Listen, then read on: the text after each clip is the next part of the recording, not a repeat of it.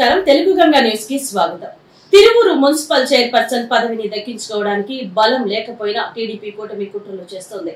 వైఎస్ఆర్సీపీకి 17 మంది కౌన్సిలర్లు, తెలుగుదేశం పార్టీకి 3 కౌన్సిలర్లు మాత్రమే ఉన్నారు। ప్రజాస్వామ్యాన్ని తెలుగుదేశం పార్టీ కూని చేస్తుంది। ప్రజాస్వామ్యాన్ని రక్షించడానికి వైఎస్ఆర్సీపీ పోరాటం చేయవలసి వస్తుంది।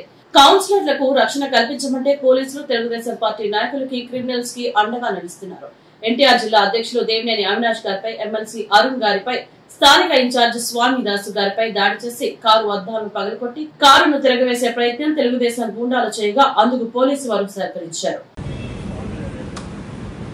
ప్రజాస్వామ్యాన్ని రక్షించడానికి వైఎస్ఆర్సీపీ పార్టీ ప్రయత్నం చేస్తుంటే ప్రజాస్వామ్యాన్ని కూనీ చేయడానికి తెలుగుదేశం పార్టీ, కూటమి పార్టీ నాయకులు ప్రయత్నం చేస్తారు।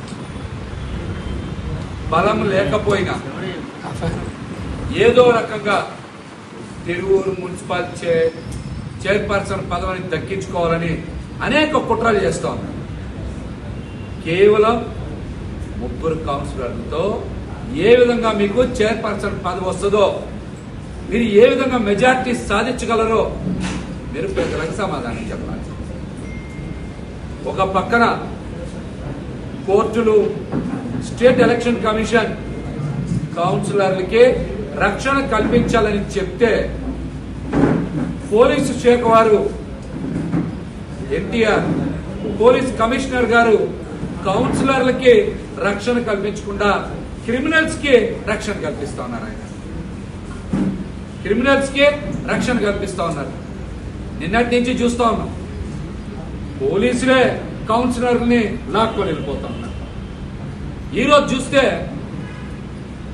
మా ఎన్టీఆర్ జిల్లా అధ్యక్షులు దేవినేని అవినాష్ గారి మీద, ఎమ్మెల్సీ అరుణ్ కుమార్ గారి మీద, మరి స్వామిదాస్ గారి మీద, స్థానిక ఇన్ఛార్జ్ స్వామిదాస్ గారి మీద, వైఎస్ఆర్సీపీ నాయకుల మీద పోలీసులే తెలుగుదేశం పార్టీ గూండాల్ని, రౌడీల్ని ప్రేరేపించి, ప్రోత్సహించి దాడులు చేయిస్తూ ఉన్నారంటే ఈ రాష్ట్రంలో అసలు శాంతి భద్రత గురించి మాట్లాడే పరిస్థితి లేకపోయింది।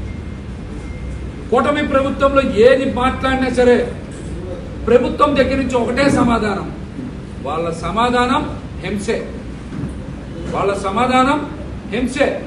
లేకపోతే ప్రజాస్వామ్యాన్ని పరిరక్షించి కౌన్సిల్ ఎన్నిక సజావుగా జరగాలని కౌన్సిలర్ని అండగా వెళ్ళినటువంటి అవినాష్ గారి మీద, అరుణ్ కుమార్ గారి మీద, స్వామిదాస్ గారి మీద, వైఎస్ఆర్సీపీ పార్టీ నాయకుల మీద దాడి చేయడం ఏంటని మేము ప్రశ్నిస్తా ఉన్నాం।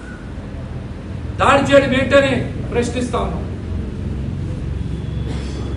మీకు నిజంగా ప్రజాస్వామ్యం మీద, మీ నాయకత్వం మీద నమ్మకం ఉంటే ఎన్నికని సజావుగా నిర్వహించండి। బలాబలాలు ఏంటో మీకు తెలుస్తాయి కదా। అలా కాకుండా ఎన్నిక జరగకుండా కౌన్సిల్లోకి మరి కౌన్సిలర్లు వెళ్ళనీయకుండా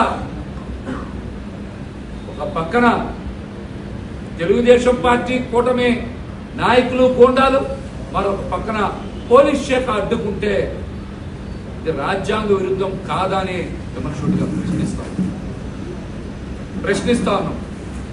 ఎవరికైనా సరే అరుణ్ కుమార్ గారు చెప్పినట్టు తమ్ముంటే రాజీనామా చేసే ధైర్యం ఉంది, మీరు బయటకు వచ్చి ఎన్నికలు నిర్వహించే సత్తా ఉంటే అరుణ్ కుమార్ గారి సవాల్ని